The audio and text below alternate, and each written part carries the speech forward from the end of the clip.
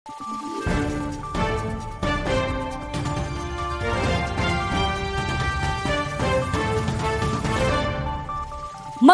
araw, Pilipinas! Ito ang Valiente News hatid sa inyo ng Office of the Vice President.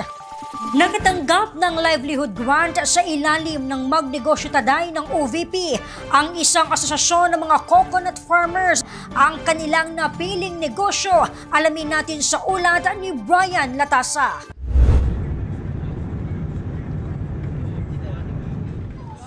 Isa sa makatanggap ng 150,000 pesos bilang livelihood grant ang Kawayan Alicia Coconut Farmers Marketing Cooperative o Kako Farmo na mula sa Zamboanga, Western Mindanao. Mga kababayan, magandang araw. Andito po tayo ngayon sa Barangay Kawayan, Munisipalidad ng Alicia, Probinsya ng Zamboanga, Sibugay upang ating kumustahin at bisitahin ang benepisyaryo ng Magnegosyo Taday Program ng tanggapan ng pangalawang Pangulo dito sa Western Mindanao Satellite Office sa pamumuno ng ating mahal na Vice Presidente Inday Sara Duterte.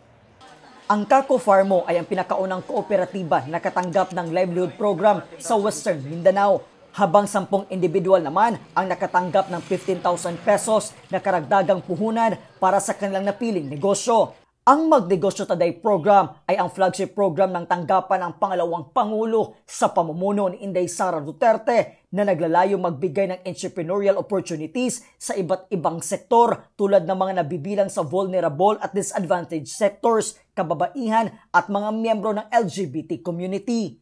Mula po dito sa Alicia, Zamboanga, Sibugay, ako po si Brian Latasa, ang lahat para sa Diyos, bayan at pamilyang Pilipino. Valiente News. Sekreto kung paano nila napalago ang kanilang napiling negosyo, saksihan sa susunod na episode. Ako si Claudette Loreto para sa makabuluhan, naninindigan at matapang na mga ulat at impormasyon. Maraming salamat.